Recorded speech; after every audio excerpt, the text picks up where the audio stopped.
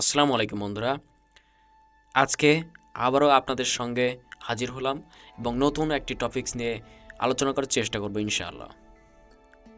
তো শিরোনাম হলো ইতিবাচকতা ও জ্ঞানের শক্তি। প্রতিদিনই নতুন নতুন সুযোগ আসে বড় হতে, শিখতে এবং অনুপ্রাণিত করতে। এই পৃথিবী অসীম সম্ভাবনাময়, যা শুধু তাদের জন্য অপেক্ষা করছে যারা স্বপ্ন দেখে এবং এগিয়ে যায়। জ্ঞানই সেই চাবিকাঠি যা সাফল্যের দুয়ার খুলে দেয়, আর ইতিবাচক মানসিকতা আমাদের পথ চলাকে আরও বেশি শক্তিশালী করে। প্রাচীন নীল নদের প্রবাহ থেকে শুরু করে আজ অবধি বিশ্বের অসাধারণ উদ্ভাবন ইতিহাস আমাদের শেখায় যে অধ্যবসায় ও আত্মবিশ্বাসী ভবিষ্যৎ গড়ে তোলে।